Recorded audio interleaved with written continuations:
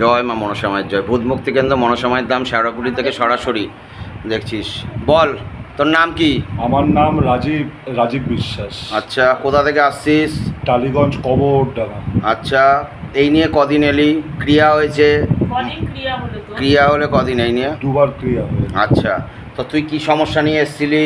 আমার সমস্যা ছিল, আমার চাকরি চলে গেছে হুম 6 মাস ধরে। হুম আমার ডিভোর্স তো অনেক আগেই হয়ে গেছে। সেটা কত বছর আগে ডিভোর্স হয়েছে?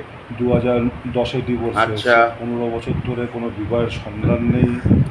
তারপর আবার আমার মাকে চোখে দেখলেই নয় মা আমায় মার্ডার করবে, নয় আমি মাকে মার্ডার করবো, এরকম আচ্ছা। জায়গায় চলে গেছিলাম। আচ্ছা। এরম মানে পরিস্থিতি। আমাদের বাড়ি প্রমোটার মানে নেবে বলছে, কিছুই হচ্ছিল না। হুম একবার, শুধু একবার ফেসবুক দেখে বাবার সাথে কল করে এসছি, হুম। শুধু একবার ক্রিয়া হয়েছে। এক সপ্তাহ, আজকে নিয়ে তোর কদিন, ক নম্বর দিন? কথা দুদিন দাঁড়া। এক সপ্তাহে যেখানে, সপ্তাহ কি 6 মাস ধরে যেখানে একটা চাকরিও কেউ কলও করছিল না, এক সপ্তাহে 9টা ইন্টারভিউ এসেছে। এখন ভাবছি কোন চাকরিটা করবো, একদম। চয়েস এসে গেছে। প্রমোটার আজ সকালবেলা বলে দিয়েছে, আমি যত টাকাই লাগুক ওই প্রপার্টি আমি নেব, অন্য একদম। কেউ নেবে না। আর যে মা আমাকে চোখে দেখলে থানায় ফোন করতো, সেই মা বলছে বাবা তুই চা খেয়ে যা বাবা। একদম। খাওয়া দাওয়া করে দিচ্ছে তোর মা? সবাইকে খালি একটাই হাত জোর করে বলতে চাই, কলকাতায় এমন কোনো শাস্ত্রী নেই যে যার কাছে গেছি যাইনি, যার কাছে যাসনি। যাইনি। হুম। কষ্ট হোক, সৃষ্ট হোক, সাঁতার কেটে হোক, শেওড়াপুলি, কাটাপুকুর কাপ ফ্যাক্টরির এই কাছে ভূত মুক্তি কেন্দ্র মনসা মায়ের ধাম। একবার জীবনে শুধু একবার সর্বমুক্তি হয়ে যাবে, শুধু একবার। আর অন্যান্য ভক্তদের উদ্দেশ্যে কি বলতে চাস? এটা কি চোর চিটিং বা জাল জোয়াচুরির জায়গা?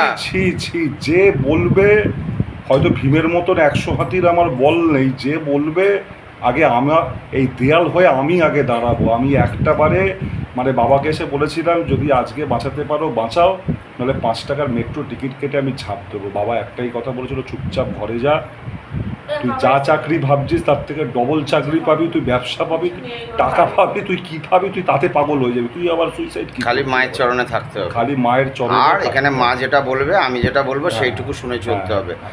আরেকটা প্রশ্ন আমি তোকে করব, এখানে আসতে গেলে বা ক্রিয়া করাতে গেলে কত হাজার হাজার টাকা লাগে? এখানে ভক্তদের থেকে কত হাজার হাজার টাকা নেওয়া হয়? কিছুই লাগে না। কিছুই লাগে না। এবার মন্দিরে গেলে সে 2 টাকা দেবো না 200 টাকা দেবো, সেটা আমার ব্যাপার না। কিছুই দেবো না, সেটাও আমার ব্যাপার। কোনো কিছু লাগে না। যার যা প্রশ্ন থাকবে এই দেয়ালের সাথে আগে কথা বলুন। এই মা পাথর করে দিয়েছে, মা পাথর করেনি, আমার পরিস্থিতি পাথর করেছিল। মানে আমি শ্মশানে ঢুকে গেছিলাম, এই পরিস্থিতি। সেই চুল্লি থেকে বার করে এনে আজকে মা 2 গালে হাসি ফুটিয়েছে। তোর গেট আপও চেঞ্জ হয়ে গেছে, কর্পোরেট লুকস হয়ে গেছে। আমি তোকে বলে দিচ্ছি, ঠিক আছে? তোর যদি আগের ছবিটা আমি দেখাই, আজকের ছবি, মানুষ হেলস আর হেভেন্সের ডিফারেন্স পাবে। এই যে গেট আপটাই পুরো চেঞ্জ হয়ে গেছে, এটা আমি তোকে বলে দিলাম। সেদিন নোংরা হয়ে এসেছিলি প্রথমে। তবে হ্যাঁ, একটা কথাই আমি বলবো, এটা যেমন তুই বললি, সেরকম সেকেন্ড জিনিসটা, তুই যেরকম ভক্ত, প্রতিটা ভক্তর এরকম হওয়া উচিত। কেন হওয়া উচিত? তুই এর আগের দিনও, যেদিন ধামে পুজো ছিল, ঝড় জল বৃষ্টি, তুই 1 হাঁটু জল কভার করে তুই পর্যন্ত এসেছিস যে বাবা, যে তুমি আমাকে অন্তত ক্রিয়াটা করে দাও, আজকে কালকে আমার ইন্টারভিউ আছে। তাই তো, এটাই তো কথা ছিল। আমি কি বলেছিলাম? তুই মাকে স্মরণ করতে করতে, ডাকতে ডাকতে যা, তোর হয়ে যাবে কাজ। এটাই কথা হয়েছিল। কিন্তু ঠিক কথা বলছি তো না মিথ্যা কিছু বলছি? সেইটাই হয়েছে।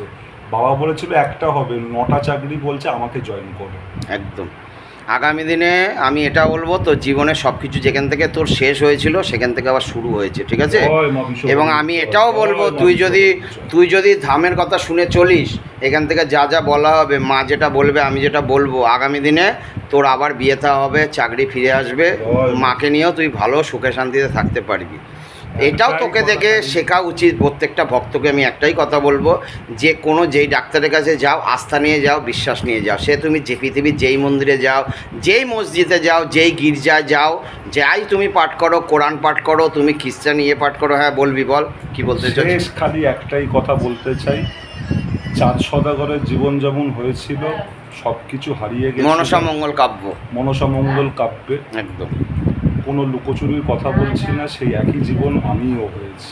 মায়ের কাছে আসতে মা আস্তে আস্তে সব একদম যা ছিল তার থেকে বেশি ফিরিয়ে দিচ্ছে। একদম। আর একটাই লাস্ট আমি কথা বললে ইন্টারভিউটা শেষ করব, মায়ের চরণে থাক, মাকে মন থেকে ডাক, ঠিক আছে? আর 108 বার করে মায়ের নাম জপ কর, ঠিক আছে? কোনো ইয়ে নেই, এতে পয়সা লাগে না।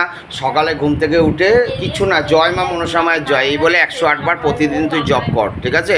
তাতে দেখবি তুই অনেক ফল পাবি। চাকরি আগামী দিনে একটা কেন, যেটা আজকে বলছি এটা বাস্তবে পরিণত হবে এবং তোর জীবনে আবার তুই বিবাহ বন্ধনে আবদ্ধ হবি, এটাও আমি তোকে বলে দিলাম।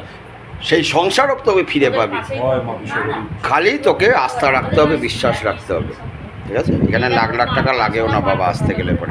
হ্যাঁ, আমি এটাও বলবো লাগে, অবশ্যই লাগে। কোনোদিন টাকা ছাড়া একটা মালাও কেনা হয় না। আজকে মায়েরও 4 বেলার খাওয়া লাগে, তারও 5টা খরচা আছে। ওনারও ইচ্ছা করে আমি একটা সোনার হার পরি, সোনার কানের দুল পরি।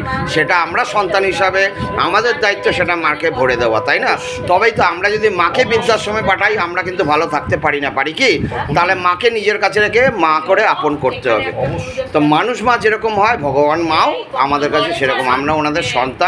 এর বাইরে উনি আমাদের মা, ওনাকে আমরা ভালো রাখতে পারলে আমরা ভালো থাকবো। এই বলেই আমি এখানে শেষ করলাম। তোর আগামী দিনের ভবিষ্যৎ আরও উজ্জ্বল হোক, বয়স যেটাই হোক, তুই ঘর সংসার কর, ভালো চাকরি কর, এটাই আমি মায়ের চরণ থেকে চাই। অনেক আশীর্বাদ তোর উপরে থাকলো, ঠিক আছে? আর তোকে যে দেখে যেন অনেক ভক্ত এই পথটা অবলম্বন করে, এখানে কথা শোনার চেষ্টা করে, এইটুকু শুনলেই সব কিছু সাকসেস আসবে, বিশেষ কিছু নয়, ঠিক আছে? অনেক অনেক ধন্যবাদ তোকে, রাখলাম।